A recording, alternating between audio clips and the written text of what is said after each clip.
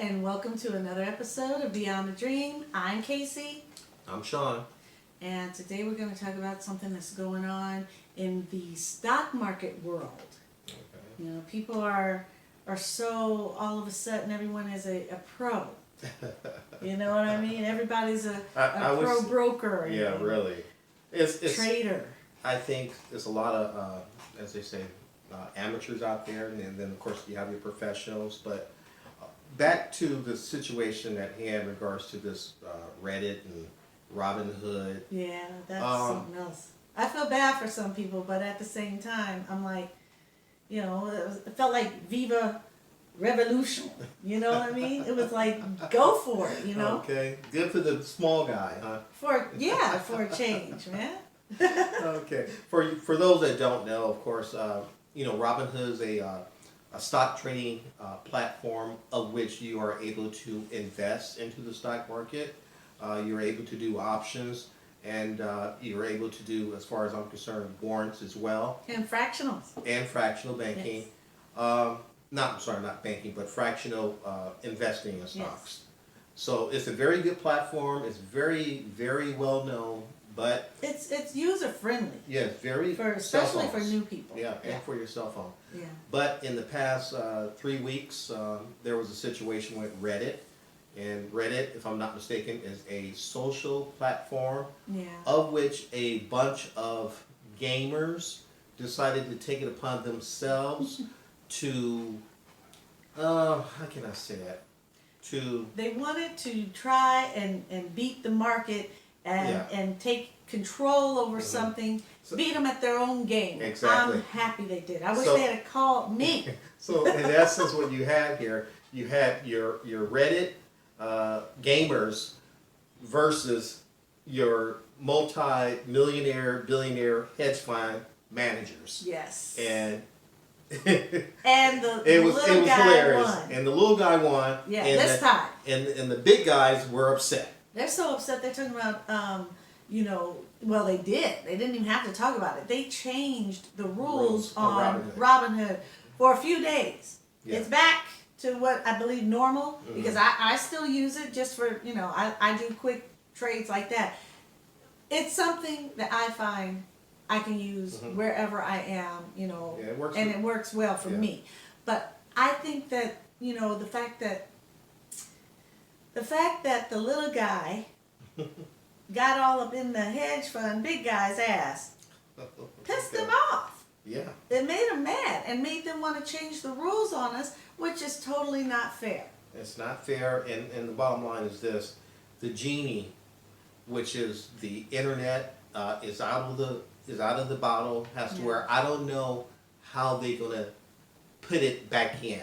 The social media, they didn't know the numbers that social media and internet was able to place upon the stock market. Yeah, how it manipulated it to the point where they're like, oh God, how do we undo this? So we're going to see. That's going to be very interesting. I know that Robinhood is being sued by a lot of people, but don't worry, it's not going anywhere.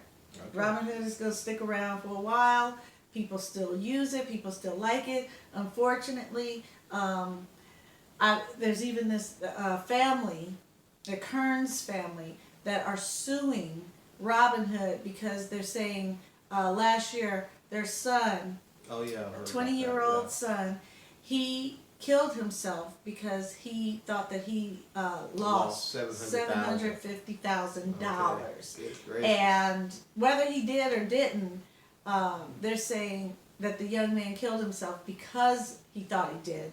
And there's some gaps in there, because what I don't understand is, okay, this boy was still living at home, young man, still living at home with his parents, and for whatever reason, he had $750,000 in stocks. But what the problem is, how did he get $750,000 if he didn't have, you know, that going in? If he was that good at trading, then why is the family suing? Because apparently the boy knew what he was doing. Yeah. I mean, they're saying that they credited him a lot of money. Ain't nobody crediting nobody no $750,000. Oh, No. okay. Not no 20-year-old boy that's supposedly, you know, just playing around. He didn't. They're now saying he didn't know what he was doing. I'm like, that's baloney. Well, my thing is, he must have known what he was doing in order to get his account up to that high. Exactly. You know, so. So how are they going to sue Robinhood based on some, you know, this boy? First of all, he's over 18. So yeah, I keep saying boy, but he's a young man, and you know, he knew what he was doing to some point. But I don't know why a person would kill themselves if they thought they lost it. I mean, Well, you know, he's still at home. He ain't got to pay no rent. During Depression, people were jumping out of windows and things of that nature in the Yes, early true. 30s. I mean, But 1930s. apparently his parents knew what he was doing. Yeah. So now I'm like, whatever, man. You guys can go on with that because they're only trying to jump on that lawsuit thing now that this has happened. Exactly. So you know, unfortunately, stuff is gonna happen. You know, they tell you the rules. They tell you can lose some money. You know, you have the disclaimers before you even do this. So I don't see how that's gonna fly. Yeah, well, and it'd be interesting to see what happens. Yeah. If it does. Yeah, know? we're gonna see. So also, folks, there's other major trading platforms out there. And minors. And miners. Of course, I don't know if you guys have heard of Ameritrade and Stash and Webull. Yeah, I like Webull. You like Webull, yeah, because Webull is more diversified. It has a lot of different opportunities, things that you can do. Plus, they give you more stocks. And they're not just the little funky stocks that people get, you know, on Robinhood. These are some good stocks that you can get just by signing up. You get one, and then by investing $100, you get another one. And they could be the good things. They could be Google. They could be big ones. So, you know, if you're gonna try one, I would suggest Webull. And of course, I stick to my Robinhood too. But try Webull just to see what stock you can get. I mean, there's a lot of options on that particular platform. Well, she likes Webull and she likes Robinhood. Myself, I like TD Ameritrade. The primary reason why I like it is because it breaks it down in regards to giving a technical analysis of every company that's out there, their ins and outs. I mean, it's so. The videos are very educational. Oh yeah. I mean, it's what is that? so very. Swim. What is that one? Think or Swim. Think or Swim. Those are very good. Yeah. They even have a simulator. Yeah, simulator. It So works. You could see if you know what you're doing by playing with their money. And if it flies, then you're like, yay, I know how to do this. You know. And if it doesn't, then you're like, I can still practice. So that's a good thing. So I would suggest for everybody that's trying to get into the stock market. Learn as much as you can, educate yourselves on the ins and the outs of the market because it's for the it's fun, but you can also lose a lot of money. Yes. But then again, you can also It's make a lot exciting. of money. But I want to tell them about another one that I like. What's that? Elvis. Oh, okay. That one is, they say it's a woman's platform and it's catered to women. I don't know how much of that is true, but it has some good things. It shows you the stocks and the bonds. It gives you like a algorithm simulator where you can see if, you know, certain amount of time you invest a certain amount of money, you'll have this much money. And then, you know, like people who want to use it to purchase a home, you can put a certain amount in and it'll take the money and put it where they think it would best go to help build your portfolio. And I mean, it's got some good stuff. It is, you know, prettier and all that. It's not as put it this way, it does what it's supposed to do, and it just adds a little bit of pretty onto it. Correct.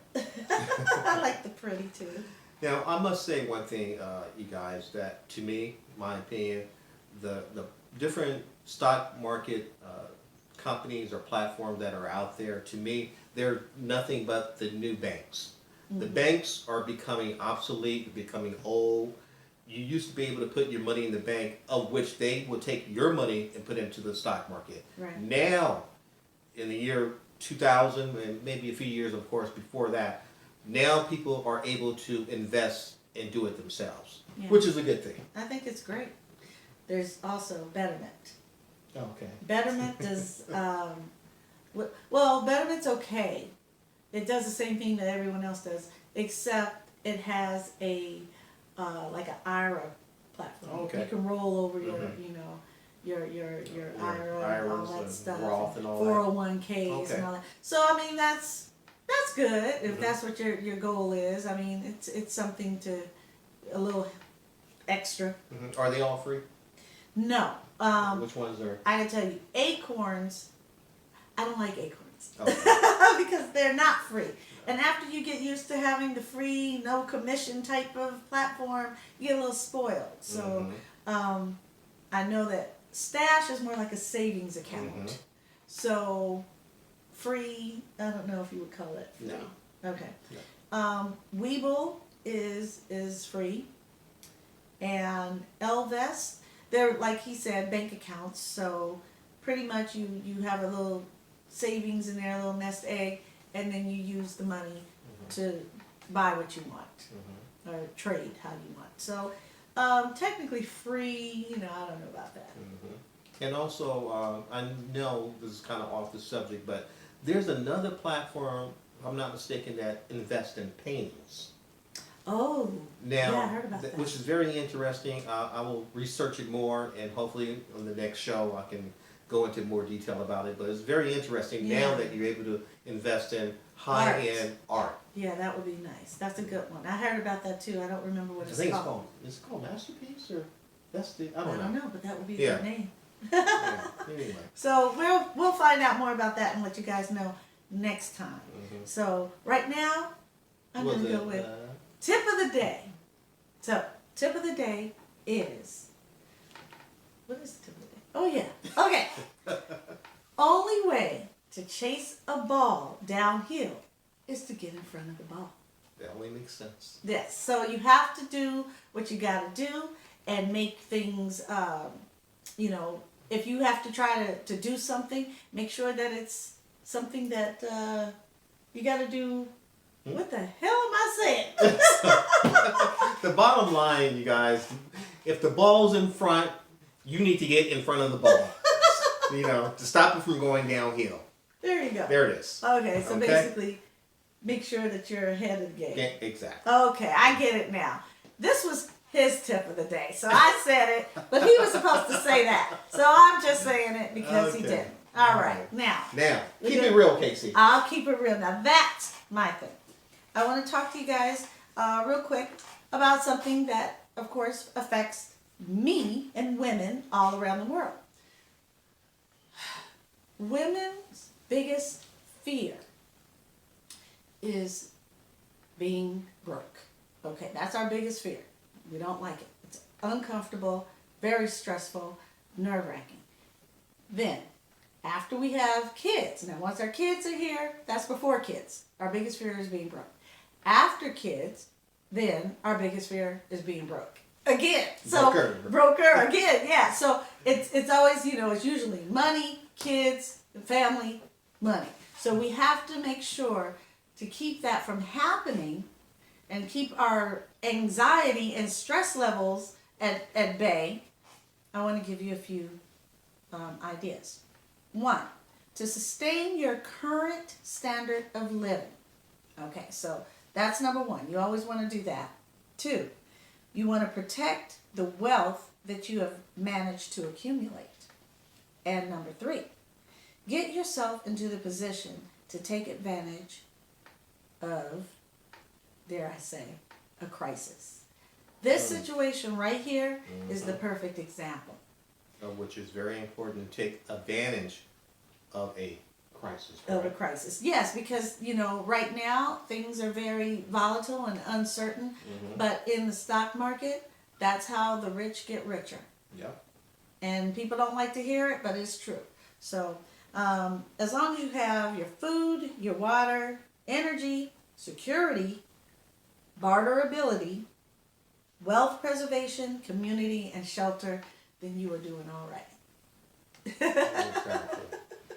So Now, to close out, I guess it's the most important thing to let folks know about the different electric vehicle companies out there. is that the most important thing?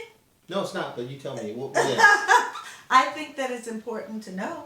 Okay. And it's your thing because you like to talk about it. Right. So. Well, we all know about Tesla, but for the viewers that don't know, there are other electric vehicle companies that's out there like NIO and Lucid. These companies, the shares are very low. I would suggest that you get in while the price is low, and hopefully that it will be as big as Tesla. We have Nikola. There's NIO. NIO. NIO, isn't that another one? Yeah, I said NIO. Did you? I said NIO and I said Nikola. Yeah, they sound kind of familiar, but Well, anyway. I was wondering if Then there's Tesla... Lucid. Lucid is a big one. Lucid, to me, you guys, Mr. Elon is worried about Lucid. That's how. Less competition? That's his competition. Okay. Okay. Between Lucid and there's another one called, oh my God, it starts with an R, Rivian or something like that. But those two are going to be big, and especially the one I can't pronounce the name.